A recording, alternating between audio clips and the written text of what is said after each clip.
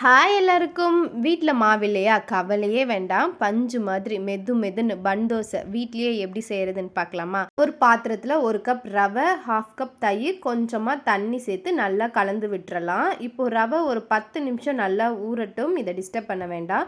இப்போ ஒரு தாளிப்பு ரெடி பண்ண போகிறோம். அதுக்கு ஒரு பேனில் கொஞ்சமாக எண்ணெய் சேர்த்துட்டு கடுகு, சீரகம், கருவேப்பிலை, பச்சை மிளகாய், வெங்காயம் இதெல்லாம் சேர்த்து நல்லா வதக்கி விட்டுறலாம். இப்போ கொஞ்சமாக பெருங்காயம், உப்பு சேர்த்து நல்லா வதக்கி விட்டுறலாம். ரவை நல்லா ஊறிடுச்சு. இதை ஒரு மிக்ஸி ஜாரில் சேர்த்துட்டு ஃபைன் பேஸ்ட்டாக அரைச்சி எடுத்துக்கலாம். இப்போ இதை ஒரு பாத்திரத்தில் மாற்றிக்கிட்டு நம்ம ஏற்கனவே ரெடி பண்ணி வச்சுருக்க தாளிப்பை இதில் சேர்த்து நல்லா கலந்து விட்டுறலாம். இப்போ இதுக்கு தேவையான அளவுக்கு உப்பு, கொஞ்சம் பேக்கிங் சோடா சேர்த்து நல்லா கலந்து விட்டுறலாம். ஒரு தாளிப்பு பேனில் கொஞ்சமாக எண்ணெய் ஊற்றிட்டு நம்ம எடுத்து வச்சுருக்க மாவை இதில் சேர்த்துக்கலாம். ஒரு மூடி போட்டு 2 நிமிஷம் வேக விட்டுட்டு 2 பக்கமும் திருப்பி போட்டு எடுத்திங்கன்னா சூப்பராக பன் தோசை ரெடி ஆயிரும். இது எல்லா சட்னி கூடயும் அட்டகாசமாக இருக்கும். கண்டிப்பாக ட்ரை பண்ணி பாருங்கள். பாய்.